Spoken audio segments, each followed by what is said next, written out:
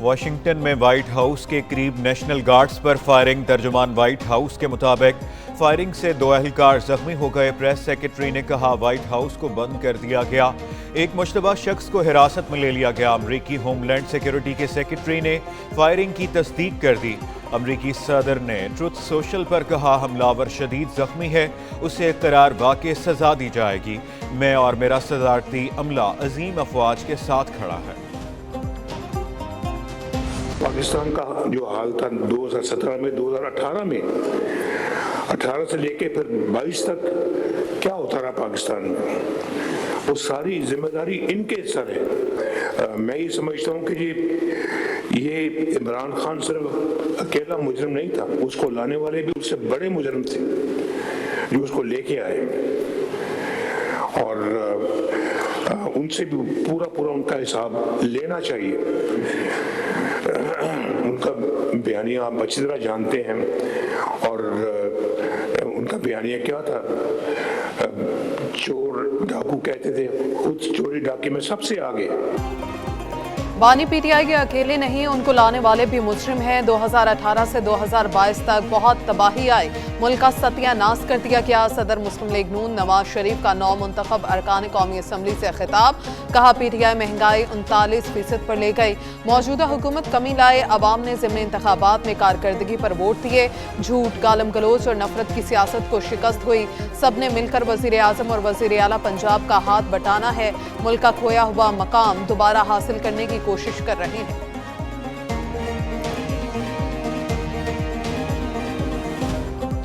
لوگوں کو وہ جو 4 سال آپ گزار کے گئے وہ پاکستان کی تاریخ میں بھلے بدترین دور یاد رکھا جائے گا، لیکن اس کا فائدہ یہ ہوا ہے کہ لوگوں کو اصل اور نقل کا فرق جو ہے وہ پتہ چل گیا۔ اب عوام کو سمجھ آ گئی ہے، نہ آپ کے کوئی جلسوں میں آتا ہے، نہ آپ کے کوئی بہکاوے میں آتا ہے، نہ آپ کے کوئی اب یہ جو آپ نے بیانیہ کہ آپ نے رٹ لگائی ہوئی تھی، نہ آپ کے بیانیے سے اب لوگ بیوقوف بنتے ہیں۔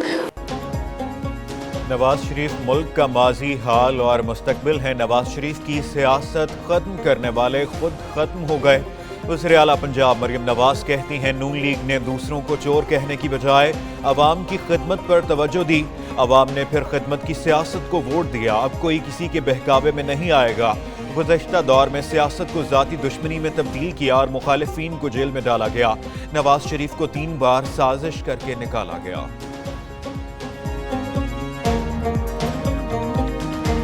قومی اتحاد سب سے بڑی طاقت ہے، دشمنوں کی سازشیں ناکام بنائیں گے، ملک کا دفاع اور شہریوں کا تحفظ فوج کی اولین ذمہ داری ہے، کوئی سمجھوتا نہیں ہوگا، فیلڈ مارشل سید عاصم منیر نے واضح کر دیا۔ نیشنل سیکیورٹی ورکشاپ کے شرکاء کا GHQ کا دورہ، فیلڈ مارشل سے ملاقات، شرکاء کو علاقائی اور داخلی سیکیورٹی صورتحال پر بریفنگ۔ فیلڈ مارشل نے خطے کی صورتحال، سرحد پار دہشت گردی اور ہائبر جنگ کے خطرات پر روشنی ڈالی، کہا پاکستان باوقار ملک ہے، افواج کی پیشہ ورانہ مہارت نے دنیا میں عزت بڑھائی۔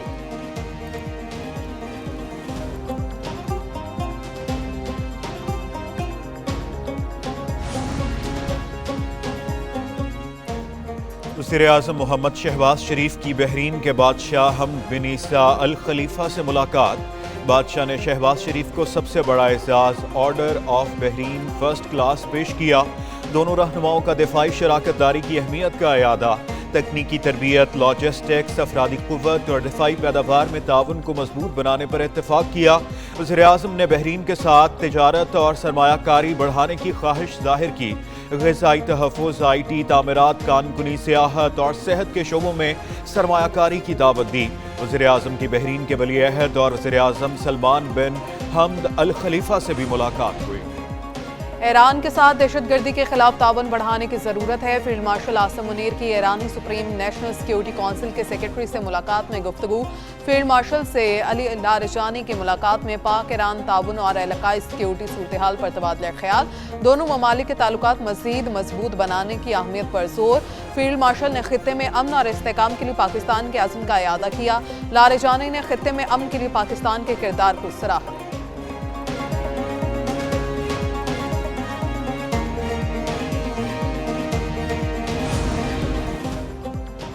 Chairman joint chiefs of staff committee general Sahir Shamshad Mirza مدت ملازمت مکمل ہونے پر ریٹائر۔ جنرل ساحر شمشاد کے اعزاز میں جوائنٹ اسٹاف ہیڈ کوارٹرز میں الوداعی تقریب۔ آئی ایس پی آر کے مطابق تقریب میں تینوں مسلح افواج کے سینئر افسران کی شرکت۔ جنرل ساحر شمشاد مرزا نے افواج پاکستان کی قربانیوں کو خراج تحسین پیش کیا۔ کہا پاکستان کا دفاع ناقابل تسخیر، افواج ہر چیلنج کا مقابلہ کرنے کے لیے تیار ہیں۔ جنرل ساحر شمشاد کو تینوں مسلح افواج کے دستے نے گارڈ آف آنر پیش کیا۔ پاکستان اور سعودی عرب کی مشترکہ فوجی مشقیں البتار 2 ختم۔ آئی ایس پی آر کے مطابق تربیتی مشقیں 18 سے 26 نومبر تبوک میں ہوئیں۔ اسپیشل سروسز گروپ اور سعودی دستوں کی شرکت۔ انسداد دہشت گردی سے متعلق مشقوں کی اختتامی تقریب تبوک میں ہوئی۔ جی او سی ایس ایس جی نے بطور مہمان خصوصی شرکت کی۔ دستوں نے پیشہ ورانہ مہارت اور خصوصی آپریشنز کا مظاہرہ کیا۔ مشقوں سے دونوں ممالک کے فوجی رابطے مزید مستحکم ہوں گے۔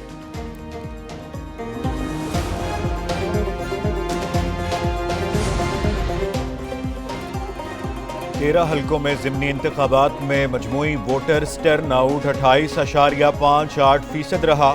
سب سے کم 13.23% ووٹر ٹرن آؤٹ این اے 104 فیصل آباد میں ریکارڈ کیا گیا۔ این 129 لاہور میں دوسرا کم ترین ٹرن آؤٹ 18.6% ریکارڈ۔ سب سے زیادہ 50.82% ٹرن آؤٹ این اے 18 ہری پور اور پی پی 269 مظفر گڑھ میں رہا۔ این اے 185 ڈی جی خان میں 32، پی پی 98 فیصل آباد میں 36، پی پی 73 سرگودا میں 34% ووٹروں نے حق رائے دہی استعمال کیا۔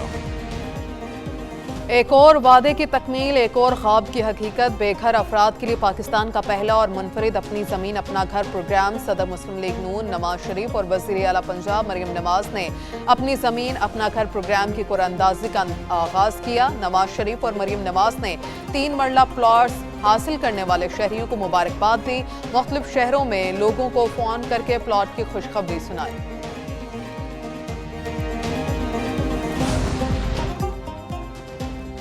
کراچی سرکولر ریلوے میں کراچی سرکولر ریلوے اور کراچی سے سکھر ہائی سپیڈ ٹرین حکومت سندھ کے اہم اہداف۔ سینئر وزیر شرجیل میمن نے تعاون کی اپیل کر دی۔ کراچی میں عالمی بینک کے وفد کی شرجیل انعام میمن سے ملاقات۔ سینئر وزیر نے کہا منصوبے سندھ کے لیے گیم چینجر ثابت ہوں گے، عالمی بینک ان منصوبوں میں کردار ادا کرے۔ شرجیل میمن نے عالمی بینک کے تعاون سے جاری yellow line B R T منصوبے پر بریفنگ دی۔